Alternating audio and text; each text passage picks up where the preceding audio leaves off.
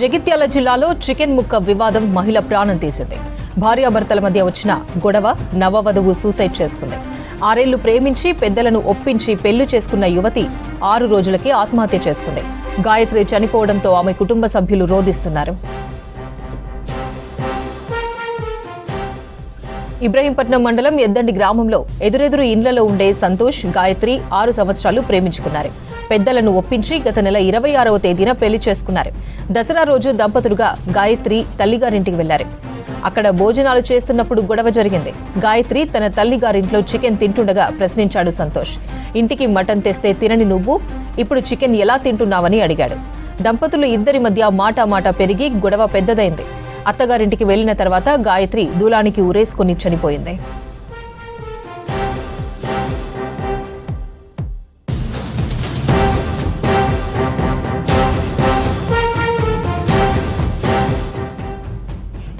తినేటప్పుడు జరిగిన గొడవలు మనసులో పెట్టుకుని ఇంటికి బలవంతంగా తీసుకెళ్లి ఇబ్బంది పెట్టడం వల్లే తన కూతురు చనిపోయిందని ఆరోపించారు గాయత్రి తల్లి శారద. 6 ఏళ్లు ప్రేమించి పెద్దలను ఒప్పించి పెళ్లి చేసుకున్న గాయత్రి 6 రోజులకే చనిపోవడం బాధ కలిగిస్తోందన్నారు గ్రామస్తులు.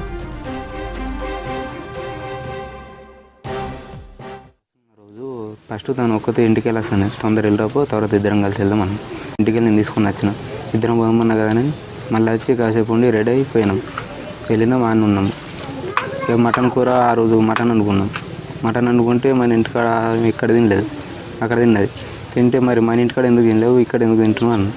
అదే విషయం అది కూడా వాళ్ళ అమ్మ ముంగట్న అన్నది. అది చిన్న విషయం అంది.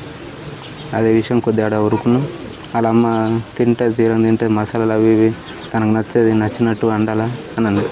తర్వాత ఇంటికి వచ్చినాము. ఇంట్లో పడుకుంటే ఉడక కోసం బయట పడుకున్నాం. పాను ఇద్దరం వచ్చి బయట పడుకున్నాం. రేకుల కింద పడుకున్నాం. నైట్ మళ్ళీ నేను లేచి చూసారు, పక్కన లేకపోతే ఎక్కడ చూస్తే ఇంట్లో తలిపేసుకుని నేను సూసైడ్ చేసుకున్నాను.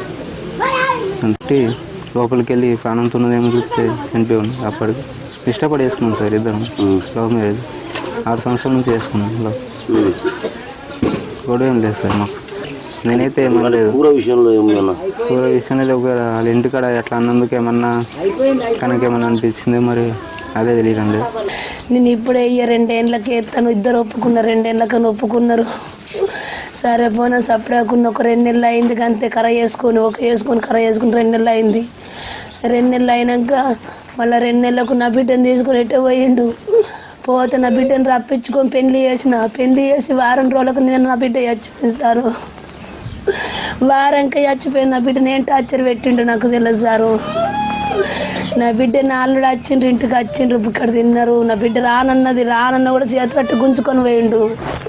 గుంజుకొని పోతే భార్య భర్తలే కదా, నేను నమ్మి సప్లా కూకున్నా సార్. 1 గంటలో మాయం చేసిండు నా బిడ్డని. ఇంకా భార్య భర్తల మధ్య ఎట్ల పోవాలని నవ్వుకున్నా సారు. ఒక్క రోజు నా బిడ్డ బతుకుతుండే.